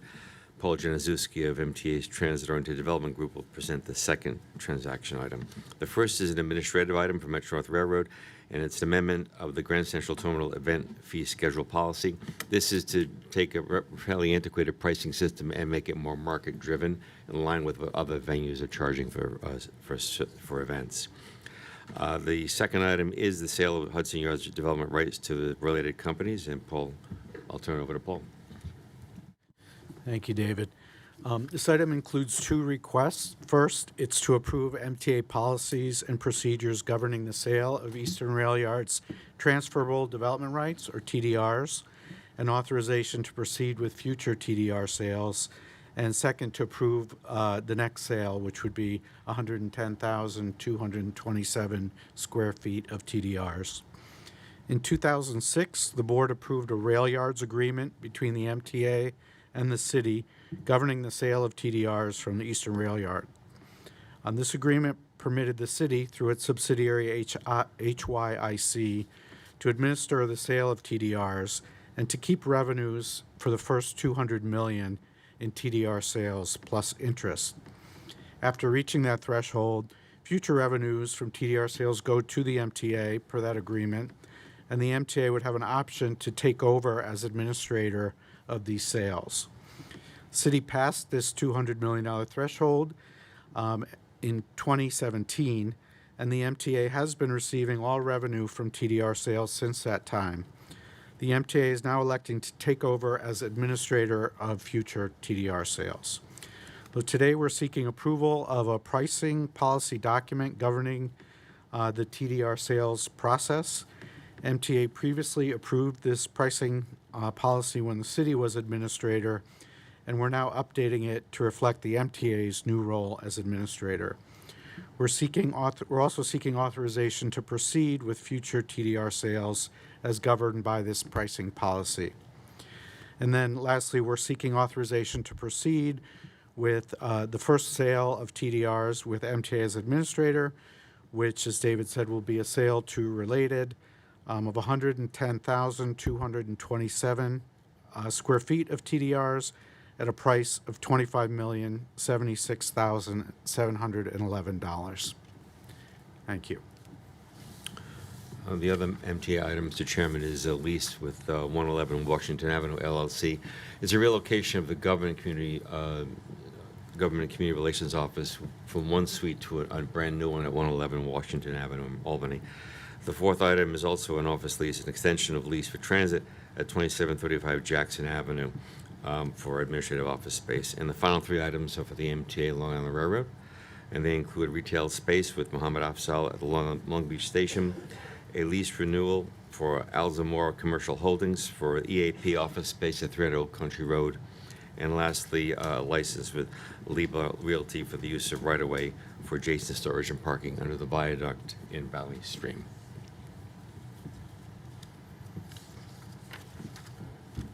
That's it for the action item, sir. Discussion or questions or comments? In that case, may I have a motion to approve? Mr. Herbst, second. Mr. Zuckerman? Yes. All in favor? Any opposition or abstention? I have to abstain from the related TDR. We do Okay. business with them. Note that Ms. Mahaltzis has recused on the real estate, the TDR sale item. Otherwise, the items are approved. That concludes the Finance Committee portion. Mr. Zuckerman, yes. I'm sorry to be retroactive, but I was not paying enough attention in the first of the 3 procurements that Lizette listed. One of them includes, the first one, the EAM, includes my firm as one of the I think 15 or so firms, 17, excuse me, firms that are listed there. So I'd like to retroactively abstain from that portion of the vote. Okay, well, I think that's Yes. permissible. What's going to happen anyway? Because I'm gonna just we're gonna It's rewind the noted. tape, okay? It's noted. Just you don't want me to rewind the tape on Cubic because I'm marginally unhappy as my colleagues are with Cubic's performance over the years. We're but I'm all not. unhappy. I know. I'm just not going to join the bandwagon. But I understand why it was raised, and I'm about this close to asking the CEO to come in front of us. But I'll hold that till next month. Okay. The minutes of the October board meeting and the minutes of each committee have been distributed to members. Are there any corrections or omissions? Hearing none, the minutes are approved as distributed. The joint operating and capital program committees met jointly this morning. There are no items for bridges and tunnels or the railroads. And Board Member Mahaltzis, would you report on New York City transit items? Yes, the New York City Transit Committee met this morning and has 3 items for full board approval. These 3 actions for the proposed estimated expenditure of $305.2 million. The Joint Committee recommend these items and I approve them, and I move them, excuse me. Is there a second? Thank you, Dr. Rizzo. All in favor? Any opposition or abstention? The Transit Committee items are approved. May we have the capital program report as well, Ms. Mahaltzis? Yes, the Capital Committee met jointly this morning and reports the following. There are 3 actions for a proposed expenditure of $14.4 million. The Joint Committee recommended these items, and I move them. Is there a second? Again, Dr. Rizzo. All in favor? Any opposition or abstention? The items carry. This concludes the report. I think that concludes the capital report. I believe that concludes today's board business. Hearing no other board business, may I have a motion to adjourn? Thank you, Dr. Rizzo, again. Thanks, second, Mr. Herbst. All in favor? We are in adjournment. Thank you.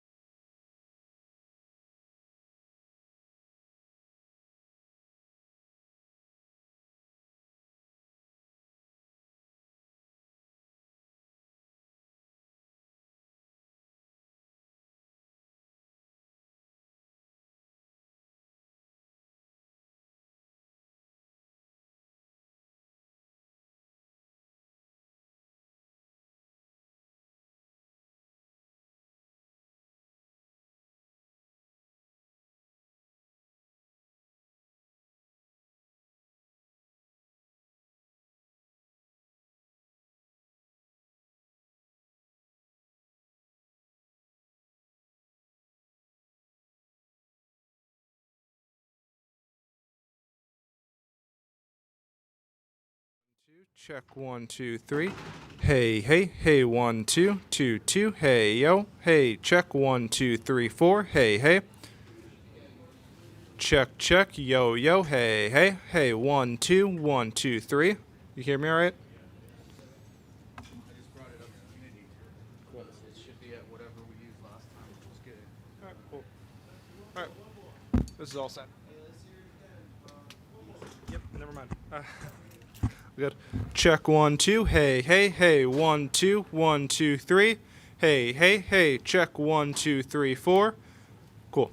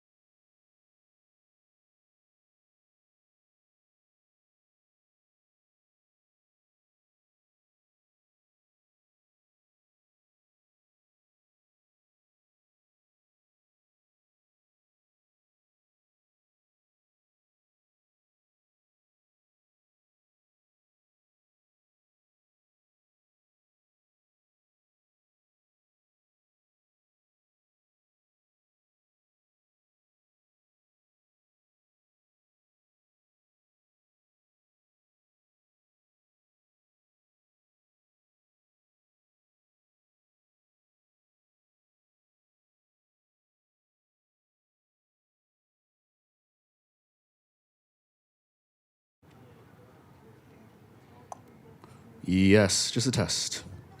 All right. Good morning. Good afternoon.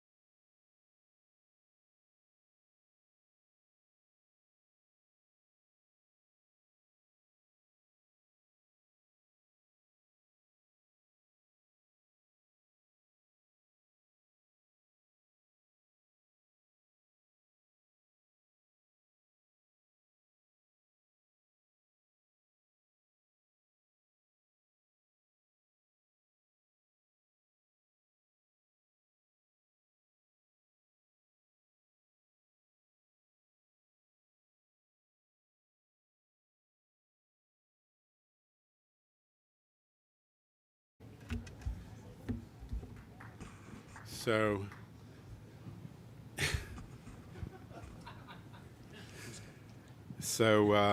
know, when I took this job, there were a few things that I said we have to deal with, and this is sort of basic MTA stuff. We got to bring back ridership. We got to get service back up to the proper level. We have to get the MTA in a position of financial stability, and we have to make sure that the capital program is delivering on time and on budget. And I think today's, you know, the board meeting we had today, including the committee meetings, brought the success on all of those fronts into relief, and I'm incredibly proud of where we are financially. The financial stability that this budget demonstrates is really extraordinary.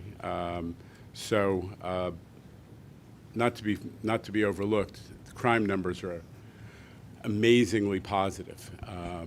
One of the things that people talked about when I got in was, do people feel safe on the subways? And not only are our surveys showing that they feel a lot safer, but this was among the very best months in history in terms of crime stats. So I was thrilled to hear from Chief Galata that the MTA, that he agrees the MTA and the NYPD have never had a better relationship. And obviously with the police commissioner continuing in her role, that is a real shot in the arm for continued progress on crime, and the numbers are fantastic. So it was a very, very positive package today.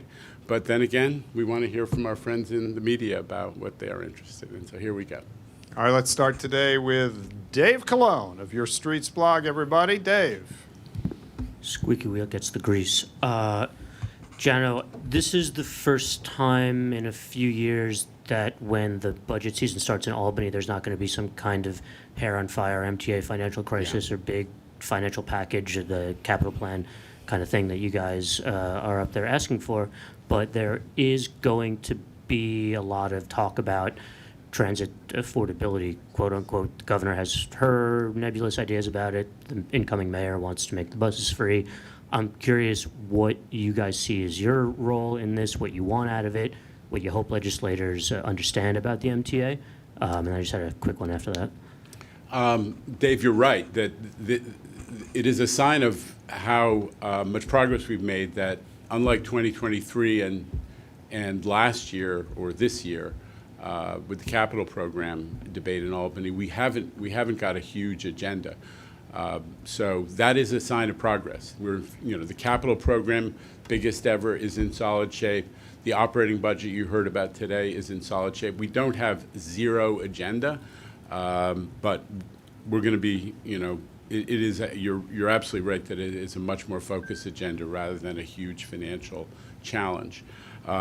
Listen, we're looking forward to working with the new mayor and his team, and we've been in touch with them. I know him pretty well from days before he ran for mayor.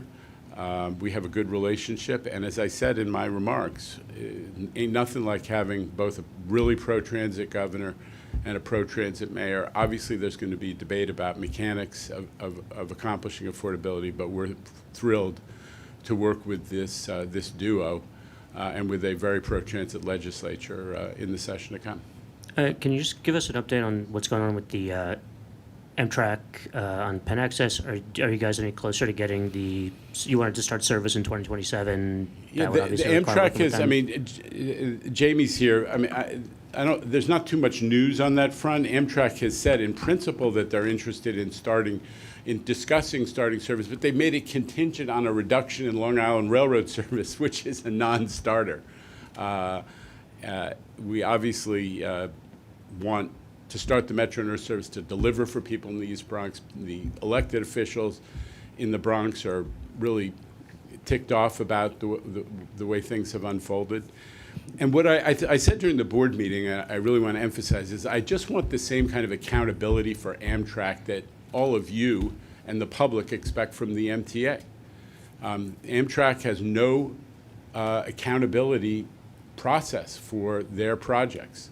In the Northeast Corridor Commission, they don't even report on the status of all the projects, a lot of which are funded by, in effect, taxes from the commuter railroads.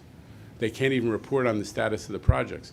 So we really want to create a discussion about Amtrak accountability. How can it be that 8 years after I began pointing out on East Side Access how Amtrak's inability to support work that LIRR was doing to improve their infrastructure, this is Amtrak's infrastructure, the same situation develops on Penn Access yet again, where they can't provide the outages that they promised, they can't provide the people that allow us to do work even when there are outages, and even when you have the outages and the work and the people, they because of their internal conflicts and confusions, they're not able to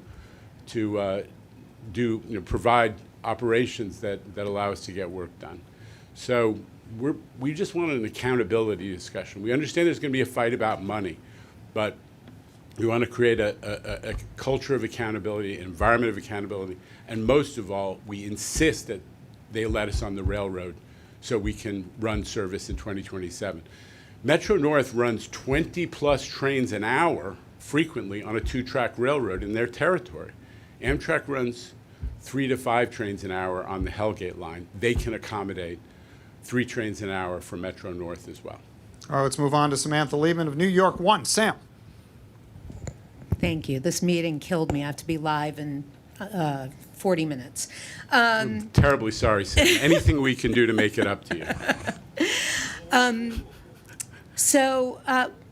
Have you thought about, though, what if only 1 or 2 casino licenses are issued and not all 3? What's the backup plan? Listen, the governor made a commitment, and I'm very, very confident that casino money is going to come through. But we have, you heard from Jay that we have taken a conservative approach. While in the past it was assumed to come in the early years of the casino process, it's now been spread over a 3-year period. So we're assuming that those license fees don't come, that 1 per year starting in 2026, then going 2027, 2028. So we're assuming that it may take a little longer than originally planned. Did you assume? I thought you were going to the live shot. Yeah, I have one more question. Did you also take into consideration the proof of payment and also the new fare gates in the equation? And earnings or? Yeah. We have made projections based on our expectations about continued progress on the fare evasion issue. Yes, the projections factor that in, including a reduction in bus fare evasion. All right, on to Stefanos Chen of the New York Times. Just no.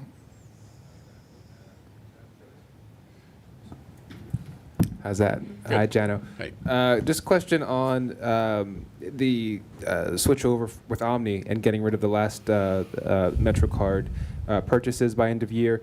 I've just had some questions from readers about what that might mean generally for people who are still using the MetroCards into 2026. Is there going to be a date that you can give people as to when it will no longer be accepted? It's at least 6 months. Months. Or at least 6 months we're going to continue to accept MetroCards. And the important thing is you can go to a customer service center. This did not used to exist, Steph. You don't have to come to Stone Street. When I got in here, to do a whole mess of transactions, including trading in old Metro cards, you either had to mail it in or you had to come to the MTA office on the side of this building on Stone Street. We now have 30 customer service centers where you can go and you can change, trade in your old Metro cards, and people have them in their sock drawer and all over, and turn them into Omni value on your Omni account or in an Omni card. So we're going to, that's the process we want to make sure people have an opportunity to execute on if they want to keep using Metro cards at least 6 months. And just a part 2 on that, for some of your B2B clients, some of the larger nonprofits and companies that buy them in bulk, yeah. Do you have any guidance for them as to when they should stop making bulk orders in terms of if they're... I don't remember the specific details. Jesse Lazarus isn't here, but we've been in touch with all of those companies about when they're going to stop being provided those unlimited Metro cards. Now, overwhelmingly, the tax-exempt, the tax-benefited entities have already converted to tap and ride. But we're working with all those companies both the ones that had been buying Metro cards in bulk and also the ones who are using tax-exempt benefit cards. Thank you. And that work is ongoing. All right, let's move down to the River Pavilion. Ry Rivard is here from Politico. Thank Ry. you. Andy Byford has been doing the one-on-one and breakfast circuit. And I wonder, you said yesterday on the radio that you sort of weren't in the middle of Gateway, but I wonder if you're in the middle of sort of Penn and whether that expands or not, which I know is a big concern, whether it's a beautification project or an actual expansion. And I wonder if MTA is weighed in with Byford and that bidding process. Yeah, when we talked to them, we're not part of the bidding process. For us, it's pretty simple. The governor, what happened was when the feds took over this project, after we had developed 30% drawings, the governor said, hey, it's okay. We have made a huge improvement to the Long Island Railroad area of Penn. If you guys want to take this over, you're going to pay for it. Be fruitful and go forth with success. And our position is, hey, we have a lease. It requires it doesn't permit them to tear up any portion of the Long Island Railroad area without our approval. And we'll see what comes out of the process that the Trump administration, through Andy Byford, is executing on. So we're not really being included in it by them, and that's okay. We're happy to help and consult about the design issues that might make it more attractive. But the one thing I know is that our Long Island Railroad customers have gone from 50% customer sat to 80% Ry in a very short time since we opened the new Long Island Railroad concourse under 33rd Street. And they're telling us, we don't want you to tear up the Long Island Railroad area all over again. So we're listening very closely to our customers. We're not going to sacrifice the Long Island Railroad customer experience for some other project. All right, also down there in the River Suite is Michelle Kasky with Bloomberg News. Michelle. Hey, Jeno. So again, with Penn Access, Amtrak made it clear in its recent letter to the MTA that it will not be providing additional money because of the delays that have incurred over this time. MTA has asked for additional money from Amtrak for these delays. Where do things stand with that? We're going to fight it out in an arbitration process. We brought our lawyer to that presentation last month, Michelle, which you saw, and he articulated. But that's going to happen. Amtrak is responsible for the cost of these delays, and we're going to fight it out. The bigger question is, are they going to cooperate in letting Metro North run service on the Hellgate line into Penn Station so people in Co-op City and Parkchester and Morris Park can be served in 2027 as promised, rather than having to suffer the consequences of Amtrak's inability to support the project? And they're actually, it's a contract breach that they did, but it's not important for you and me to dialogue about that. That's going to be resolved in the arbitration process. Will this just be solved with you and Amtrak's president just sitting down? I mean, Michelle, I hate to call it a beer summit, but can't you just have a beer summit with this guy? Michelle, we're talking about hundreds of millions of dollars. This is not like a casual, two guys getting to know each other. And I understand that Amtrak wants to talk about like how it's like an emotional issue. What it's not. It's an issue, a fundamental issue of accountability. You all, every one of you, call for the MTA to be accountable for our projects. And we put on, every month, the Capital Program Committee, we report on the status of various elements of the capital program. And there's a ton of information that's, through open data is available to all of you. There's no comparable accountability from Amtrak. I have been talking about this, not I, but the MTA has been talking to Amtrak about their inability to support projects for as long as I've been at the MTA, 8 years. I walked in here and looked at East Side Access, and one of the huge issues on East Side Access was you're operating an Amtrak, you're trying to build stuff for Amtrak in their territory, but you can't get outages and staff support, same issues.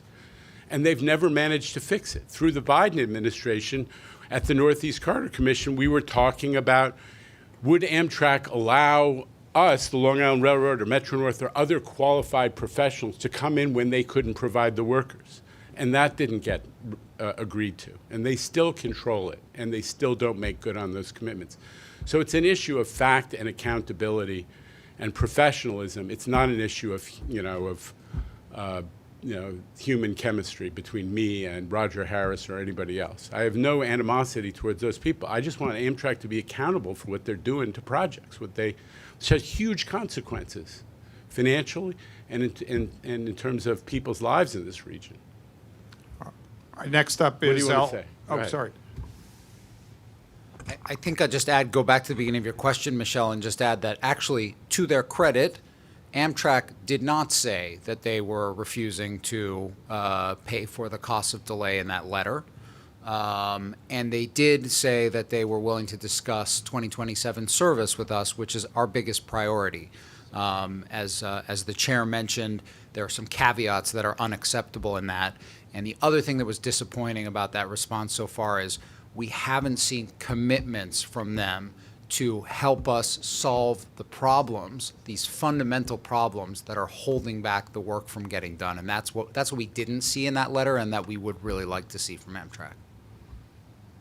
All right, now we're moving on to Alfonso Castillo, who is here today with Ed Quinn from Newsday TV. Alfonso.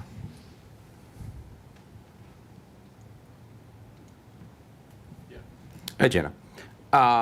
So a couple things have to do with the exchange with James O'Donnell related to the ID's investigation into the ID cards. First, when he asked for a briefing, you suggested that would have to be closed door. Why is that? I will leave that up to the IG. I mean, if it involves investigations that are underway or disciplinary processes that are legally required to be confidential, so be it. But I'll leave it up to the IG to determine whether the material that he's going to share is of that nature. That's really up to him. The other thing that board member O'Donnell said, he suggested that the workers who remain on the payroll skated. I know in most cases they paid suspensions or were suspended and without pay for a period. And I know some are still pending, but the reality is that most of the workers who were implicated do still work for the Long Island Railroad. Do you have an issue with that? And why is that the case? Why not go after termination for all of them? Hi, Alfonso. Hi, Ron.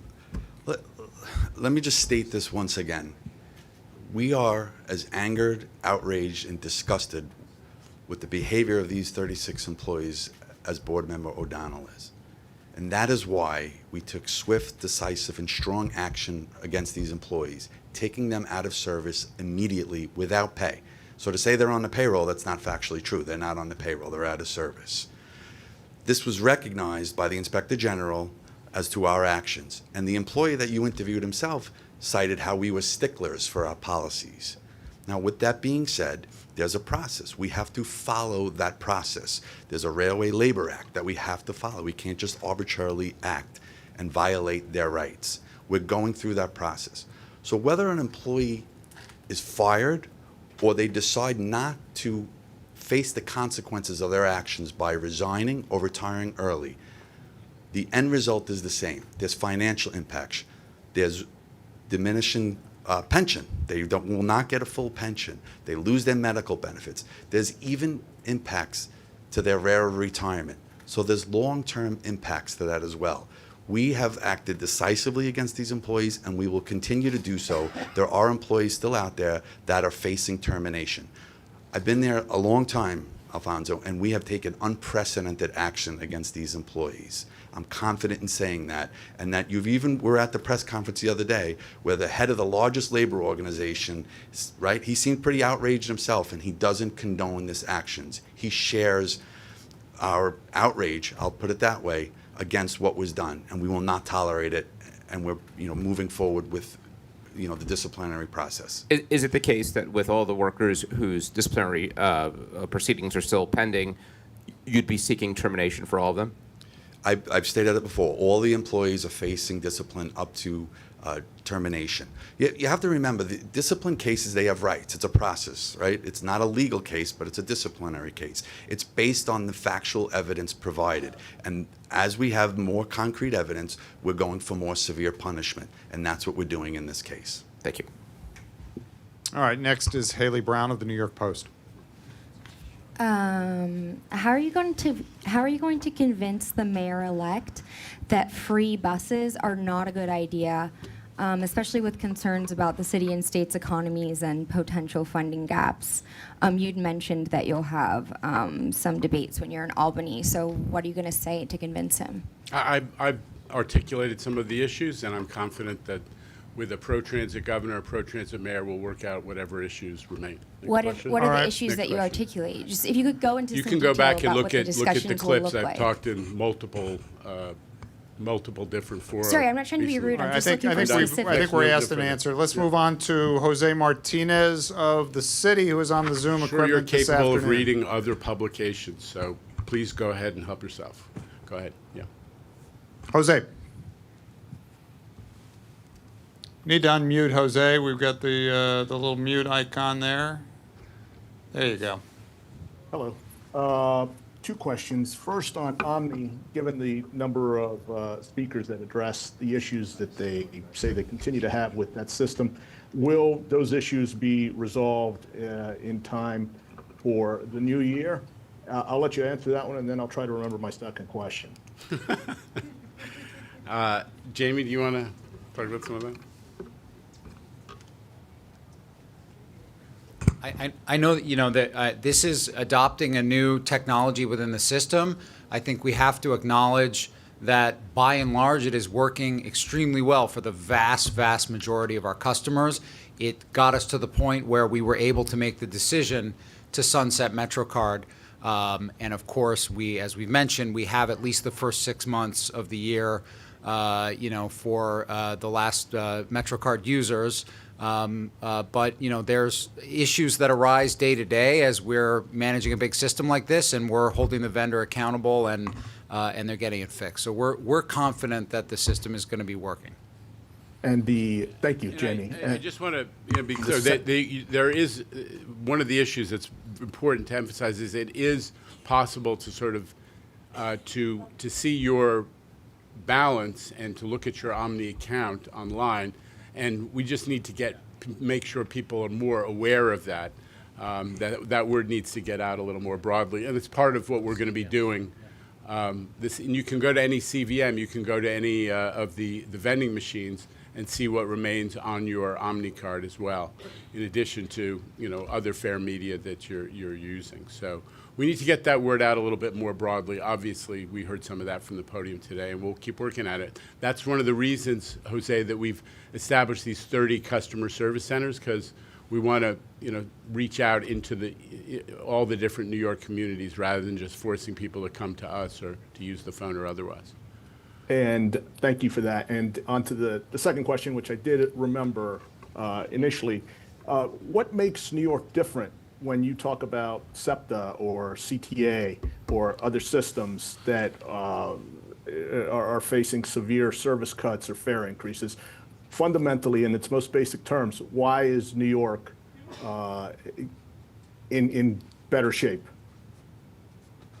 I think the answer is pretty simple, which is we had a governor that addressed the fiscal cliff with the support of the legislature in 2023, and an MTA that was willing to squeeze really hard to save $500 million to make sure that we had a balanced budget. And that work is reflected in the budget that was presented today. That's the difference maker, Jose. I don't know all the details in every one of those other transit systems, but certainly in SEPTA's case in Philly, the governor and the legislature are having a dispute about whether to fund transit and how to fund transit and how much. And the consequence is they're living the fiscal cliff. They're going over. We don't have that because Kathy Hochul stepped up in 2023. All right, let's go to the mezzanine. Craig Enriquez from CBS, New York. How you doing? Craig. There was a bus driver assaulted on Monday. I think, Queen, do you have any info on that?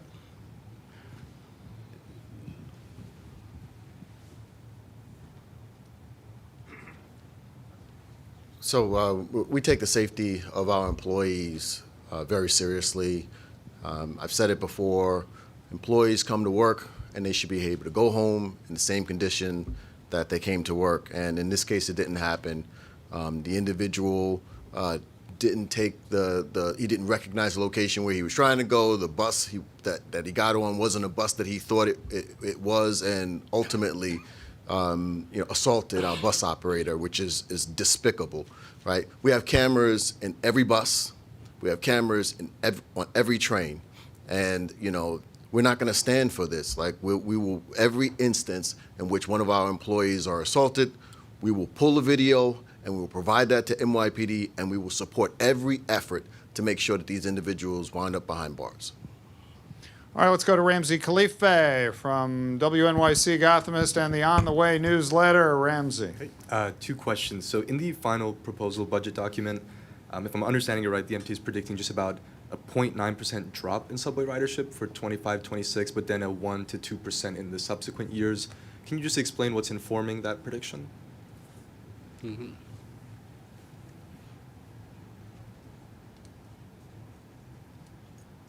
So I don't think it's a drop. We're just being a little conservative. We've seen an increase in 2025 compared to what we had projected in 26. As we continue to see that increase in 26, we'll update the financial plan in July for that fare box revenue and ridership. Okay. And just to follow up about FEMA, I mean, now that the federal government shutdown is over, have you or other MTA officials reached out to them, and what has to happen for this money to be guaranteed? There's been continued outreach for some time. I mentioned to one of our board members, we really are counting on the New York delegation in Congress, especially some of our friends on the majority side, including at least one member who's the chair of the Homeland Security Committee, to help us get that popped out. It's stuck in the bureaucratic maze. There were a lot of things that were put on hold when the new administration came in. This was one of them, and a lot of them have come out, but this one needs. We may need some help to push it out. And I just continue to emphasize, it's calling on FEMA funds that were promised by the first Trump administration. And I know, there's a lot of partisanship in Washington, so I'm going to continue to remind folks this was not a Biden-era initiative, which sometimes gets things into drama. This was first Trump administration initiative. And closing out the proceedings today is Evan Simcoe Bednarski of the New York Daily News. Evan. Hey, Jana. I have to ask about the wheelwear, of course. So this may be a question for Demetrius. But to my knowledge, there are similar curves throughout the system and trains running at or near similar speeds. I'm just wondering if there's anything you could say about what you guys are thinking as to the root cause, now knowing that slowing them down through these curves doesn't wear the wheels out as much. How do we get there?